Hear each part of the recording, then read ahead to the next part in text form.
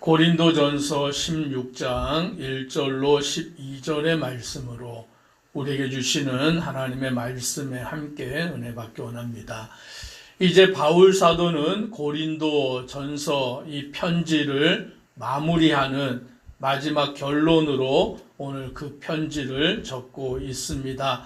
여러 가지 문제가 많았고 갈등이 있었던 그 교회를 향하여 하나님의 말씀으로 그들을 권면하고 또 그들이 하나님의 뜻 가운데 살아가도록 그와 같이 권면한 바울 사도는 이제 그 고린도 교회를 향하여서 연보, 즉 연약한 자들을 돕는 그 헌금에 대하여서 말씀합니다. 1절에 보니 성도를 위하는 연보에 관하여는 내가 갈라디아 교회들에게 명한 것 같이 너희도 그렇게 하라라고 말씀합니다. 여기서 성도를 위하는 연보라는 그 말은 당시에 예루살렘 지역이 극심한 기근으로 인하여서 어려움을 당하고 있는 그때에 그 예루살렘에 있는 교회 성도들을 돕기 위하여서 오늘 바울 사도는 본인이 복음을 전하고 개척하여 세운 그 교회들에게 예루살렘 교회와 성도들을 돕기 위하여서 헌금할 것을 그와 같이 그들에게 부탁한 내용인 것입니다. 그러면서 갈라디아 교회들에게 명한 것 같이 너희도 그렇게 하라라고 말씀하므로 갈라디아 지역에 있는 교회들도 예루살렘 교회와 성도들을 위하여서 헌금을 하는데 너희도 고린도 교회도 예루살렘 교회와 성도를 위하여 헌금을 하라라고 그렇게 말합니다. 그 헌금은 어떻게 하느냐? 2절에 이렇게 말씀합니다. 같이 읽습니다. 매주 첫날에 너희 각 사람이 수입에 따라 모아두어서 내가 갈 때에 연보를 하지 않게 하라. 아멘. 오늘 이 말씀에 보면 매주 첫날에 라고 말합니다. 그래서 이 초대교회는 언제 모였느냐라고 하면 매주 첫날, 즉 주일에 모여서 그와 같이 그들이 예배를 드렸음을 보게 됩니다. 이제 그들은 주일에 모여서 각 사람이 헌금을 하는데 어떻게 하느냐? 수입에 따라서 모아두어라라고 그렇게 말합니다. 즉 자기의 수입을 따라서 헌금을 드릴 것을 그렇게 명하였고 내가 갈 때에 연보를 하지 않게 하라. 즉 바울 사도가 방문하는 그때만 헌금하는 그런 모습이 아니라 매 주일마다 헌금을 드리고 그 헌금을 모아두었다가 오늘 그 예루살렘 교회를 돕는 일에 사용하라라고 그렇게 명하고 있는 것을 보게 됩니다. 그래서 우리도 매주일 모여서 예배를 드리고 매주일 예배를 드리면서 헌금을 드리고 이제 그 헌금을 통하여서 또 선교 사역에 사용하는 그런 것들을 우리는 보게 됩니다. 3절에 바울은 또 말씀합니다. 같이 읽습니다. 내가 이를 때에 너희가 인정한 사람에게 편지를 주어 너희의 은혜를 예루살렘으로 가지고 가게 하리니.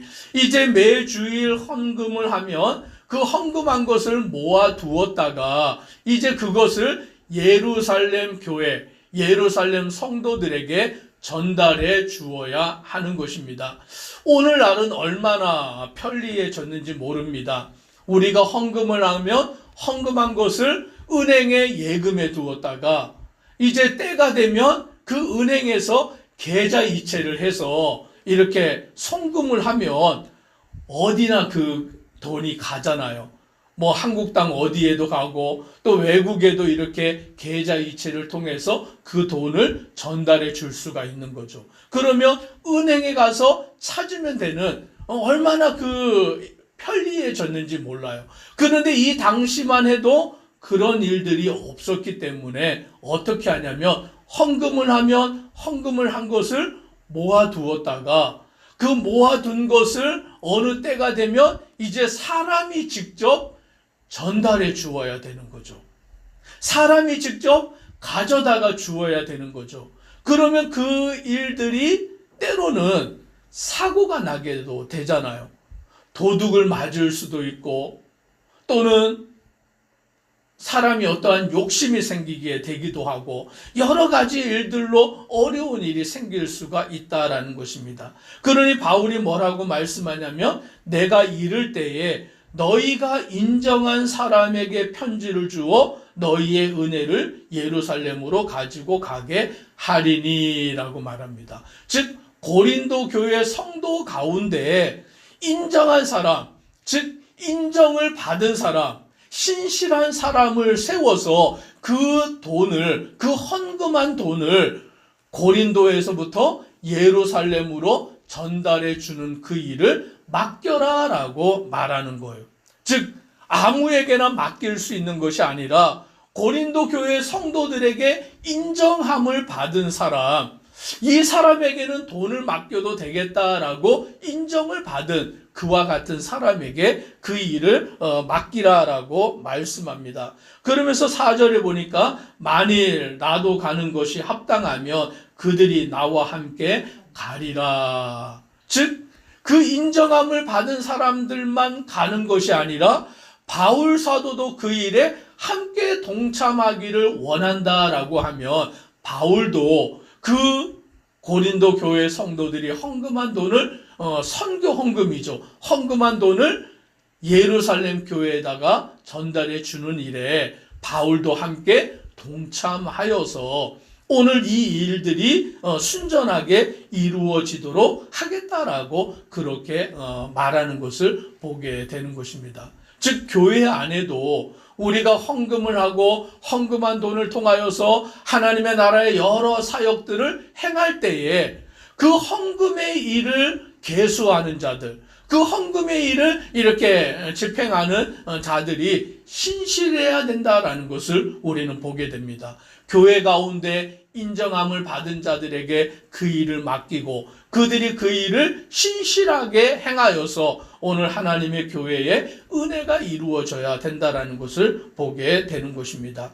이제 바울 사도는 고린도 교회를 방문하겠다라고 그들에게 말합니다. 5절에 보니 내가 마게도냐를 지날 터이니 마게도냐를 지난 후에 너희에게 가서, 마게도냐를 지나서 고린도를 향하여서 바울이 가겠다. 너희에게로 내가 가겠다라고 그렇게 말합니다. 그러면 바울은 왜 고린도로 오느냐? 6절 우리 같이 함께 읽습니다. 혹 너희와 함께 머물며 겨울을 지낼 듯도 하니 이는 너희가 나를 내가 갈 곳으로 보내어 주게 하려 함이라. 아멘. 바울이 이제 고린도로 가서 그곳에서 머무는데 겨울을 지낼 것 같다라고 그렇게 말합니다. 겨울을 고린도에 가서 고린도 교회 성도들과 함께 지내는데 바울은 이렇게 말하기를 이는 너희가 나를 내가 갈 곳으로 보내어 주게 하려 함이라 라고 말합니다. 즉 바울이 마게도냐를 거쳐 고린도에 가서 겨울을 보내면서 그들과 함께 있다가 이제 겨울이 지나고 나면 바울은 선교사니까, 전도자니까 이제 또 복음을 다른 지역으로 나아가서 전하는 그 일에 고린도 교회가 또 파송하여 주는 그와 같은 일을 바울이 부탁하게 되는 것을 보게 됩니다.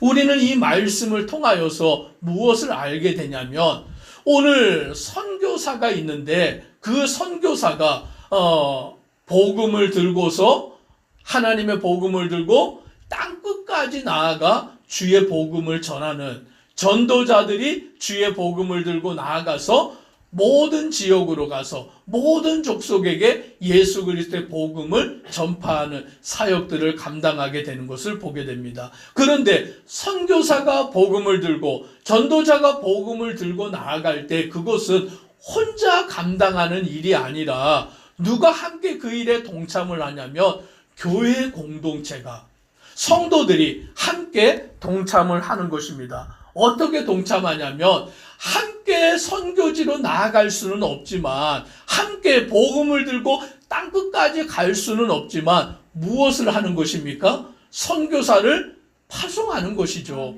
선교사가 가는 그 길에 물질로 협력하고 기도로 후원하여서 함께 그 선교의 사역을 이루는 것을 보게 되는 것입니다. 즉 바울이 고린도 지역에 가서 겨울을 지내고 이제 봄이 되면 또다시 선교를 하기 위해서 나아갈 때에 고린도 교회 성도들이 바울을 파송하면서 기도하면서 물질로 후원하면서 함께 선교 사역을 동참하게 되는 것을 보게 되는 것입니다. 7절에 보니 이제는 지나는 길에 너희 보기를 원하지 아니하노니 이는 만일 주께서 허락하시면 얼마 동안 너희와 함께 머물기를 바람이라. 지나는 길에 잠깐 거쳤다가 가지 않고 이제 내가 고린도에 가서 어느 기간 동안은 너희와 함께 머물고 너희와 함께 교제하기를 원한다라고 바울은 고린도 교회를 향하여 그렇게 표현을 하고 있음을 보게 됩니다. 그런데 지금 당장 가지는 못하는 것은 8절에 보니 내가 오순절까지 에베소에 머물려 함이다라고 말합니다. 오순절이 되기까지는 이 에베소에 머물러 있어야 된다. 오늘 9절 우리 같이 함께 읽습니다. 내게 광대하고 유효한 문이 열렸으나 대적하는 자가 많음이라. 지금 바울의 앞에는 복음의 문이 열려 있는 거예요. 그래서 그 복음을 전하는 길이 막 열려 있는데 또 한편으로는 대적하는 자들이 있어서 바울을 괴롭게 하는 그와 같은 상황이 그의 앞에 놓여져 있습니다.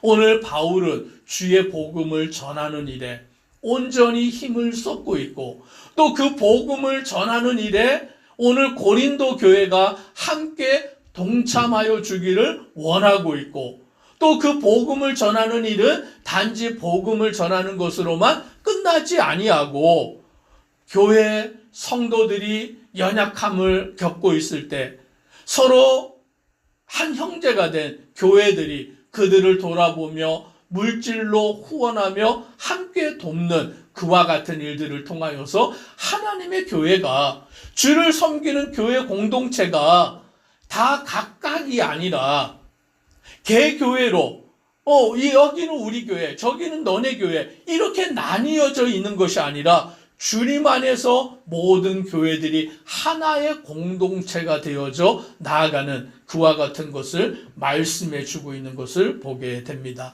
이제 바울은 자신이 지금은 직접 고린도에 가지 못하기 때문에 자신을 대신하여 디모데를 보낸다라고 말하면서 이제 디모데가 고린도에 이르거든 너희는 조심하여 그로 두려움이 없이 너희 가운데 있게 하라라고 그렇게 10절에 말씀하고 있는 것입니다. 왜냐하면 이 디모데는 나이가 연소하였기 때문에 디모데는 나이가 젊었기 때문에 사람들이 그 디모데를 보고 아직 나이가 젊고 어리기 때문에 그를 업신 여길 수도 있었다라는 것입니다. 그러나 바울은 그들에게 너희는 조심하여 그로 두려움이 없이 너희 가운데 있게 하라라고 말하면서 이는 그도 나와 같이 주의 일을 힘쓰는 자임이라. 즉 내가 지금은 못 가고 디모데를 보내니까 디모데를 나와 같이 영접하여서 그 디모데와 함께 주의 일에 힘쓰라라고 부탁하는 그 바울의 모습을 보게 됩니다.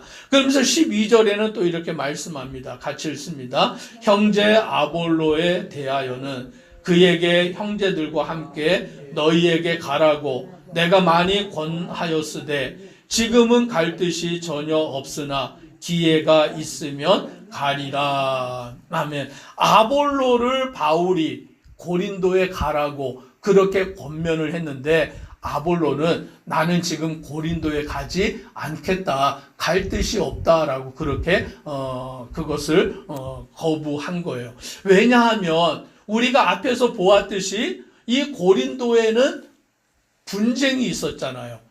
사람들이 파당을 나누어서 어떤 사람은 나는 바울파야. 어떤 사람은 나는 베드로파야. 어떤 사람은 나는 아볼로파야. 이렇게 파당을 나누고 사람들이 분쟁을 일삼고 있었기 때문에 아볼로가 내가 지금 고린도에 가면 또 그 파당이 더 심각해질 수 있기 때문에 이 아볼로는 내가 지금은 고린도에 가지 않겠다라고 그렇게 말하는 그 모습을 보게 되는 것입니다.